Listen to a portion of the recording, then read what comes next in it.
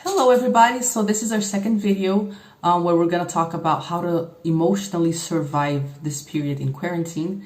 And yesterday we talked about the gray rock method, and I understand that's not entirely possible for many of you who live with your narcissistic parents or husband, whatever your situation is.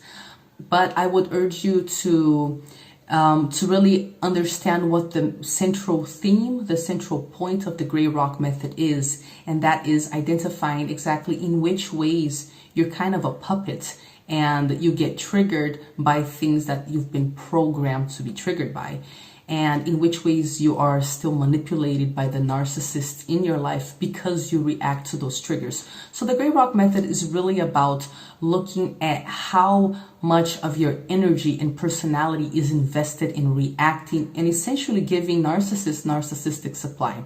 So even if you can't go full gray rock, or if you're going to get maybe an aggressive reaction from your parents or from the narcissist that you're dealing with, do start paying attention to how much you feel like you have to react, and start considering the long-term possibilities of you creating a barrier between you and the person and just deciding, I'm not going to react this way anymore, or even just gaining clarity about the sort of boundaries that you want to have in the future.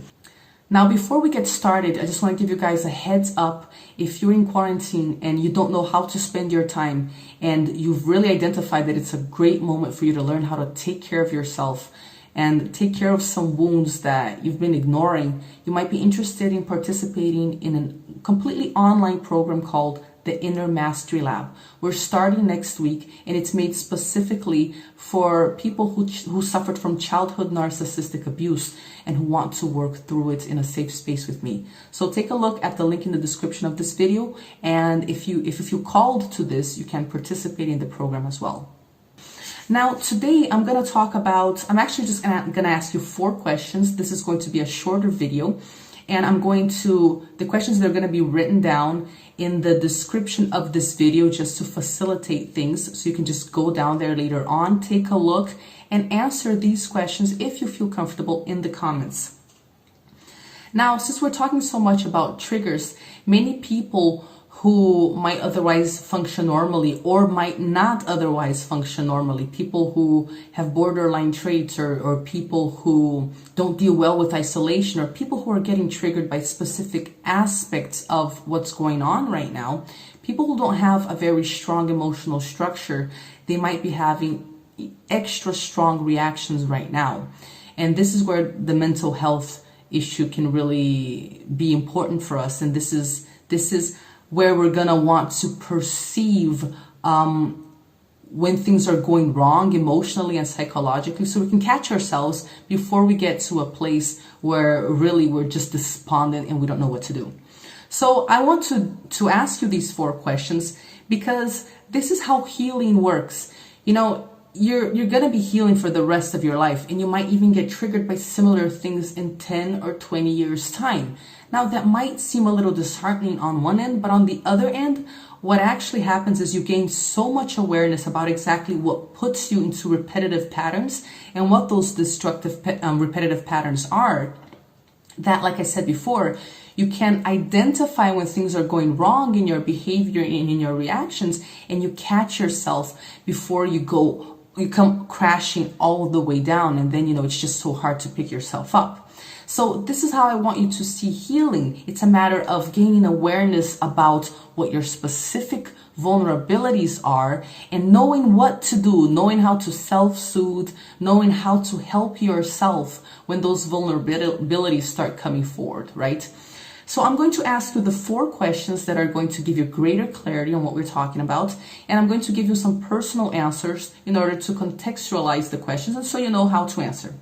The first question is, what are the triggers that make you neglect yourself or stop taking care of yourself? So what are the specific situations, the outside situations or the inner situations, that make you let go of taking care of yourself in an optimal way?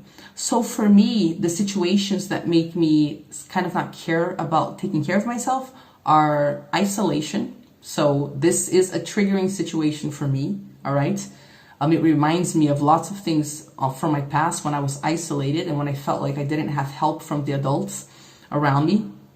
Another thing that triggers me is getting physically sick. Because it doesn't happen that often, when I do get sick, it messes with my emotions. So these last few weeks I was coughing, I was isolated and coughing. This is why we have to be so careful about noticing what triggers us. And also what triggers me is creating, lots of goals, having lots of goals that are really just generating anxiety, and maybe I'm not being very realistic about how much I can achieve. These things make me stop taking care of myself. Now, the second question is, in which ways exactly do you stop taking care of yourself? How do you neglect yourself? And what I've noticed is when I'm isolated, when I'm physically sick, or when I'm trying to achieve superhuman goals, the things that happen to me are I start sleeping later and later and waking up later and later. So when I go to bed and when I wake up gets affected. I take a long time to eat, I'll wake up and not have breakfast. I'll only eat breakfast like at 5 in the afternoon, or I'll start eating crap, a lot of junk food. I'll stop training. I'll be like, you know what, I didn't work out yesterday, I'm not going to work out today. It doesn't make a difference, but it does make a huge difference for my mental state. I will also stop being interested in answering messages that I get from other people, even people that I love and people that I love to talk to. I'll just lose interest, And I'll also not want to actually seek these people out to talk to them either. So that happens. Another thing that happens is I kind of slack off when it comes to personal hygiene. I don't want to take a shower. I don't want to brush my teeth. I don't care how I look. And also, consequently, my environment gets super messy. Like, I don't clean the house.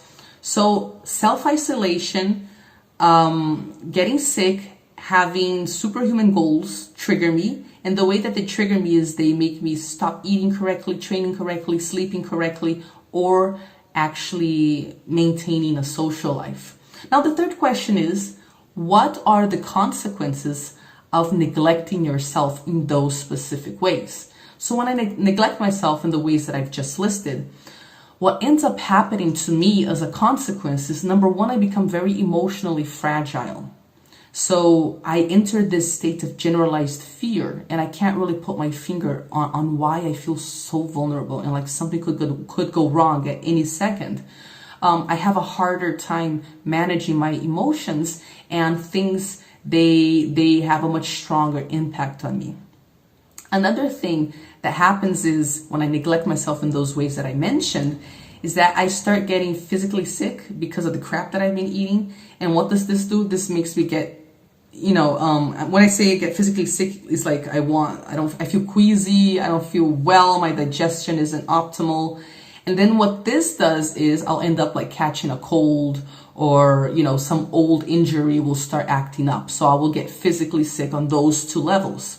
So I want you to write in the comments, what are the consequences of neglecting yourself in those specific ways that you neglect yourself in when you are triggered in those other specific ways. Now, the fourth question that I want to ask you is, what are the 3 attitudes that would have the greatest impact on your health, considering all this specific information? Now, what I mean by the greatest impact is, maybe there's lots of different things that you can do to feel better about yourself, about your health. But when you think about it, you can tell that some of those things in that list of things that you could do, actually, they take care of you more than the other things. They have a much greater impact on your well-being.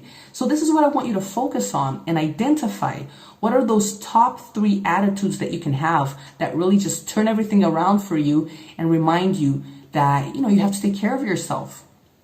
For me, the top 3 things that really turn it all around for me are, number 1, sending messages to all of the people I love. So I don't send a message to one person and then wait for that person to answer me back hours later. I'll send messages to like 10 people, 15 people, 20 people, and I will let the answers rain back in. And then I'll be like, okay, yeah, there's people in my life. Let's see how they're doing.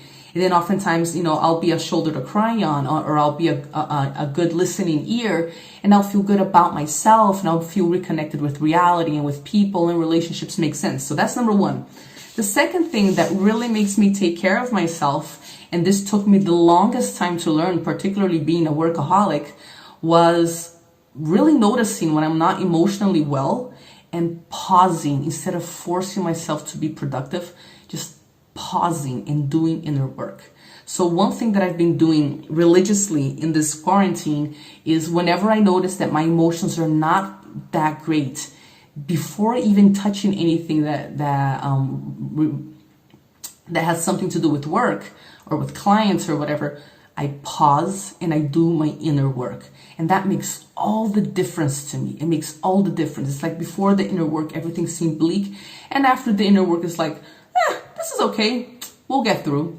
Now, the third thing that really makes a huge impact in terms of how much I take care of myself is my routine, my self-care routine. And I'm talking about specifically what I eat, how I sleep, whether I see the sunlight, and also if I exercise.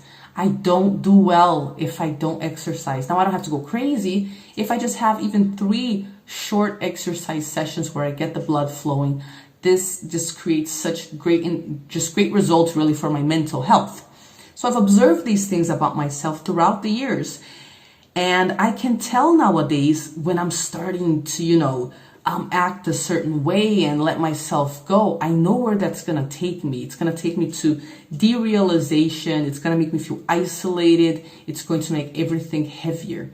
And this is why I'm so aware nowadays of what the process is when I'm falling down.